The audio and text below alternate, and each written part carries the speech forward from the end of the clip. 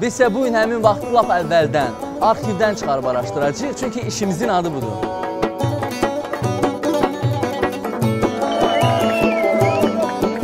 Aygün Kazımova artıq sənin haqqında danışmaq istəmir. Bəs sən necə?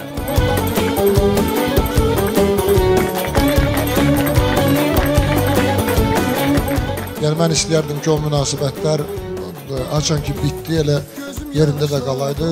Bax belə materiallar da verməyəydi cəmaata. Tək qalmayacaqdı. Aramızda Namiq Qaraçıxırlı danıb ki, ona Aygün Kazımova populyar edib. Söhbət populyarlıqdan gedirsə, vəfasız acı həsrət olmayacaqdı. Kim var bu il inşallah son qoyuram subaylığa. Verilişin baş sponsoru Well təbii meyvə şirələri.